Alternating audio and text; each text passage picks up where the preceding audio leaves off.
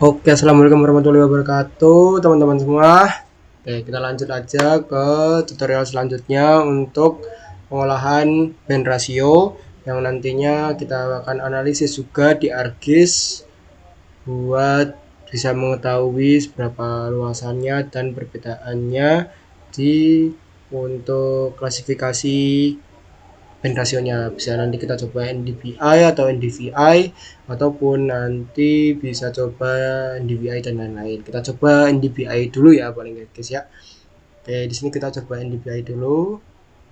Kita subset kota Semarang. Ini kan tadi udah nih hasil subsetnya nih. Nah, di tutorial sebelumnya bisa dilihat ya guys ya. Langsung ke bandmat. Langsung aja lah. Oke, bandmat. Langsung kita rumus NDP, kita masukkan dulu ya rumus NDP itu ini ya, pen 6 min P5 per pen 6 ditambah pen 5, ini square 1 dikurangi nir. Nah ini saya lanjut. Nah tadi kan udah ada mana tadi, oh ya. Nah tadi kan pak subsetnya ya. Nah ini kita definisikan dulu pen 5. Pen 5 itu nir, pen 6 itu square. Oke lanjut kita.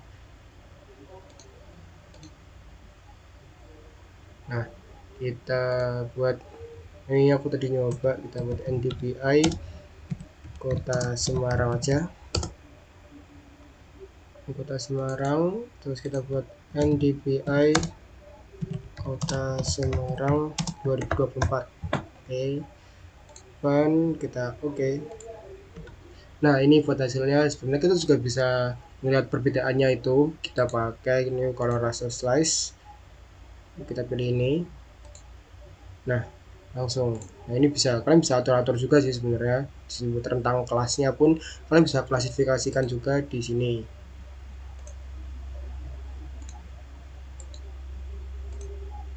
Nah kalian bisa otak-atik di sini lah pokoknya. Nanti kalian ini nggak usah ya, ini apa saja. Nah kalian bisa atur-atur juga di sini. Nah tapi kita nanti bakal melakukan lebih baiknya di software ArcGIS ataupun QGIS. Nanti kita bakal coba di ArcGIS. Ini kita ekspor dulu aja ini hasil NDVI nya, kita save dulu. Salah, save as, kita save ini, kita oke, kita ketif, salah, if kita save di NDVI kota Semarang. Nah ini aja udah langsung oke. Oke udah ke save, kita lanjut ke software ArcGIS ya. Ini aku udah siapin software ArcGIS nya, ini udah aku siapin juga buat SHP batas wilayah kota Semarang ya. Kita add dulu, tadi ada di NDVI Semarang, di NDVI kota Semarang 2024. Nah ini ya, ini file NDVI nya rentangnya dari 1 sampai 0,473058. Nah ini perlu kita, langkah pertama di sini kita masuk ArcGIS, kita langsung ke extract by max, kita klik dulu pakai extract by max, langsung aja kita masukin SHP nya. Oke, pastikan dulu koordinatnya sama ya guys ya. Oh, ini kota Semarang berarti UTM 49S.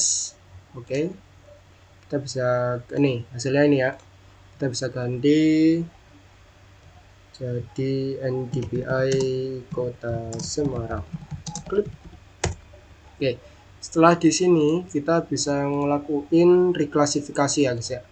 Reklasifikasi buat file rasternya nih, kita tulis reclassify.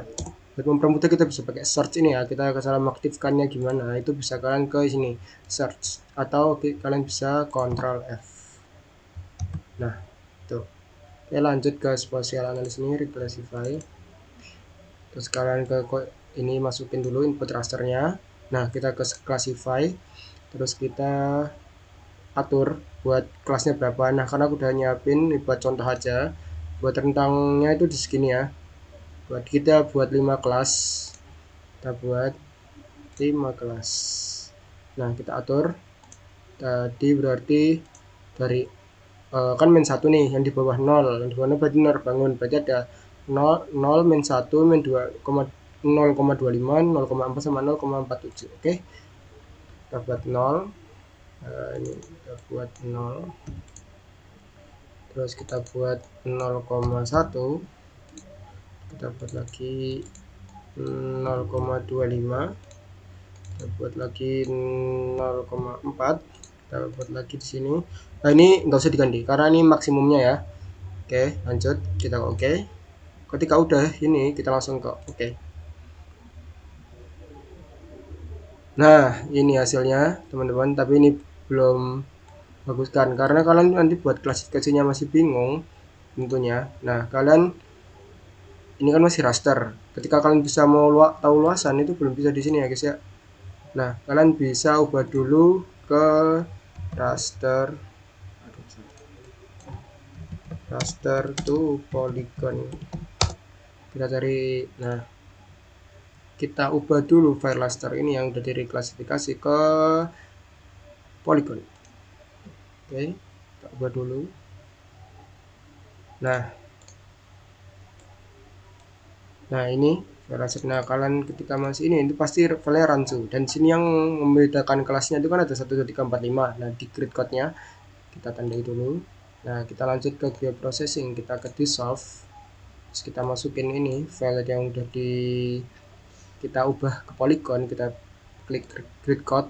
Nah, ini kalian bisa save, tapi aku pakai default aja. Oke, langsung guys ya. Nah, ini buat file yang udah kita dissolve. Nah, ini mempermudah buat kalian nanti menganalisis dan kalian bisa menghitung luasannya.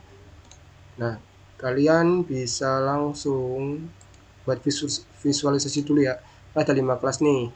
Nah, kalian bisa ke properties, ke kategoris, ke kita add value.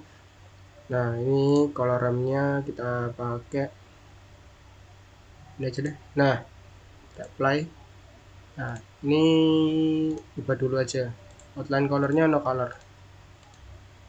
Oke, jadi teman-teman buat visualisasi NDVI-nya ini berarti kelas pertama ini non terbangun ini. Nah, yang lainnya lahan campuran, kemudian terbangun rendah, terbangun sedang, dan terbangun tinggi yang berwarna merah. Gini ya teman-teman. Nah, buat warnanya disesuaikan, kalian bisa bebas mau gimana pun warnanya, gantung selera dan mungkin jurnal acuan pun bisa jadi. Nah, ketika ini kalian bisa lanjut ke nyoba dulu lah ya,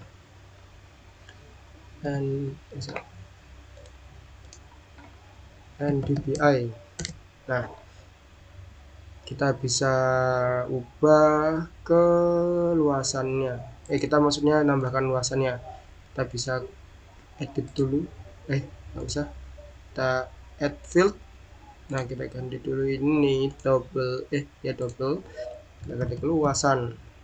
Oke. Nah,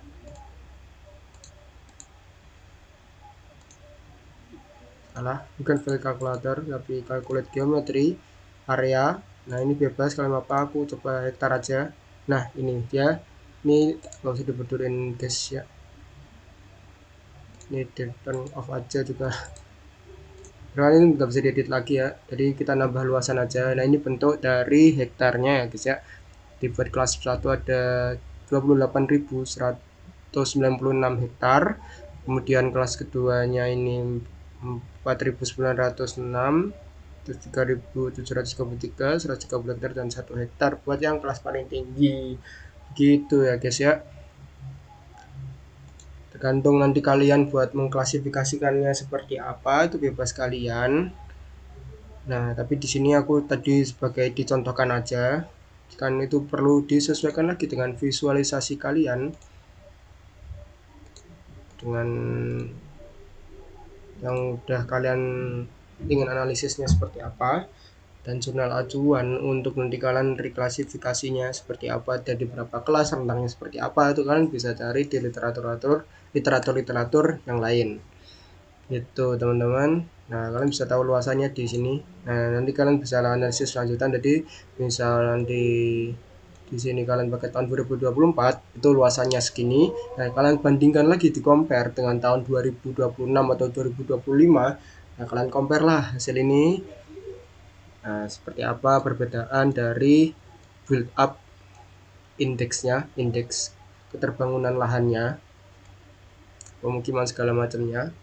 Itu seperti apa perubahannya. Nah, itu kalian bisa jadikan analisis misal tutupan lahan tahun 2024 dan 2026 di kota Semarang gitu, atau di kota lainnya. Mungkin cukup dari aku begitu aja buat kalian analisisnya. Ini aku coba buat NDVI terlebih dahulu ya teman-teman. Mungkin cukup dari aku.